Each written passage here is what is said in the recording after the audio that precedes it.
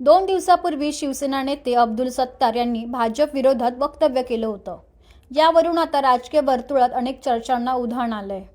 आमदार संजय गायकवाड यांनी सत्तारांची बाजू घेतली आहे. तर पुत्रप्रेमापोटी सत्तारांनी विधान केल्याचं अमोल मिटकरी म्हणालेत. पाहूया. अब्दुल सत्तार यांनी काल भाजप संदर्भात मोठी नाराजी व्यक्त केलेली आहे. ते म्हणतात की शिवसेनेला भाजप हे काही दिवसात संपवून टाकणार आहे आणि एकनाथ शिंदे साहेबांचा ते ममता बॅनर्जी करून टाकतील. तुमचे काय? महाराष्ट्रातली जनता हे सगळं पाहून राहिलेली आहे की महाराष्ट्रात काय चाललेलं आहे. बाळासाहेब ठाकरेंच्या विचाराला तिरांजली मिळत असल्यामुळे 50 आमदारांना घेऊन एकनाथ शिंदे बाहेर पडले आणि त्याच्यामुळेच भारतीय जनता पक्षाला सत्तेमध्ये येता आलं आणि पुन्हा दुसरी सत्ता त्या ठिकाणी पाहता आली. आणि एकनाथ शिंदे साहेबांना ममता बॅनर्जी करणं इतकं सोपं पण त्या ठिकाणचं नाही आहे, कारण शेवटी त्यांच्या पाठी महाराष्ट्राची जनता आणि तसं त्यांनी काम केलेलं आहे. अब्दुल सत्तार जे काही बोलले त्यांची ही व्यथा ही खरोखर व्यथा आहे. राज्यातल्या 2 कॅबिनेट मंत्र्यांना कशी मारहाण झाली त्यावर कारवाईसुद्धा काही झाली नाही हे उभ्या महाराष्ट्राने त्या ठिकाणी पाहिलं. अजितदादांच्या पत्नी सुनेत्राताई यांचा अर्थ खातंसुद्धा अजून त्यांना मित्रपक्ष आमचा देत नाही. त्याच्यामुळे त्यांच्यासोबतसुद्धा आमच्यासारखाच खेळ होतो की काय असं आम्हाला दिसून राहिलेलं आहे. आणि माझ्या मतदारसंघातसुद्धा मी काही लक्षवेधी लावल्या तर भारतीय जनता पक्षाचे ज्येष्ठ मंत्री ते माझे लक्षवेधीसुद्धा लागू देत नाहीत. आणि भूखंड ज्या लोकांनी खाल्लेत, ज्यांच्या मी लक्षवेधी लावल्या त्यांना पाठीशी घालायचं काम देखील या ठिकाणी होतं. एक माझ्या मतदारसंघातसुद्धा मला मोठ्या प्रमाणामध्ये या माझ्या मित्र पक्षाचा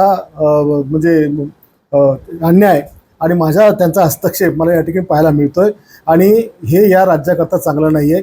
एक महायुती म्हणून आम्ही संपूर्ण लोक मराठा आम्ही एकत्र असताना आम्ही एकोप्याने काम केलं पाहिजे आणि महाराष्ट्रातल्या जनतेला आपण चांगलं काम या राज्याच्या माध्यमातून दिलं पाहिजे.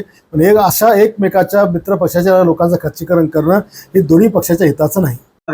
महायुतीमध्ये कोण लहान कोण मोठं ह्याला महत्व जितकं आहे तितकंच संख्याबळाला पण महत्व असतं. संख्याबळानुसार निश्चितच आम्ही लहान भाऊ आहोत, त्यात काही दुमत असण्याचं कारण नाही. पण भाऊ मोठा लहान यामध्ये वैचारिक प्रगल्भता, विचारधारा ह्या गोष्टी पण महत्वाच्या असतात. मग ते जरी म्हणतील राष्ट्रवादी सर्वात लहान भाऊ आहे, तर लहान भावाला किंमत नसते का? मग लहान भाऊ सुद्धा घरामध्ये तितकाच महत्वाचा असतो जितका मोठा भाऊ महत्वाचा असतो. त्यामुळे अब्दुल सत्तार हे राज्याचे माजी मंत्री आहेत, पण पुत्रप्रेमापोटी ज्या पद्धतीनं अशा भाषा करतायत ते मला असं वाटते महायुती धर्माला न पटणारे आहेत.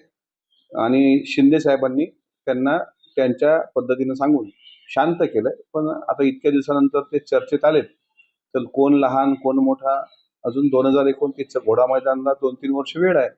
त्यावेळेस आपण परत सिद्ध करू की आम्ही बरोबरीचे भाऊ होतो की मोठे भाऊ ठरतो की लहानच राहतो. पण त्यासाठी आम्ही मेहनत घेतोय. अब्दुल सत्तार साहेब आता पुत्रप्रेमापोटी त्या अशा पद्धतीनं भाष्य करायला लागले. राष्ट्रवादी काँग्रेस पक्षाकडं 1 जागा येणार होती, तर आज महायुतीमध्ये आम्ही 2 जागा लढवतोय, पुणे आणि रायगड भागात. त्याच्यामुळं नाराजी असण्याचं काही कारण नाही. पण नाराजी एका गोष्टीची मात्र वाटते की अजितदादांच्या जाण्याला आज 5 महिने पूर्ण झाले. दादा त्यावेळेस महाराष्ट्र राज्याचे उपमुख्यमंत्री होते आणि अर्थमंत्री पण होते. सध्या सुनेत्रा वहिनी ह्या उपमुख्यमंत्री आहेत, पण अर्थ खात्याच्या संदर्भात अद्यापही माननीय मुख्यमंत्री महोदयांनी कुठलाही निर्णय न घेणं, अद्यापही राष्ट्रवादी काँग्रेस पक्षाचा त्या अर्थ खात्यावर अधिकार असताना अशा पद्धतीची वागणूक मिळणं मला असं वाटते हे थोडं वेदनादायी आहे. जी खाती राष्ट्रवादी काँग्रेस पक्षाकडे होती त्यातलं अर्थ खातं हे अद्यापही भारतीय जनता पार्टी यांच्याकडे ठेवलेलं आहे. ते अर्थ खातं त्यांनी लवकरात लवकर राष्ट्रवादी काँग्रेस पक्षाकडे दिलं पाहिजे आणि दिलेला शब्द पाळला पाहिजे.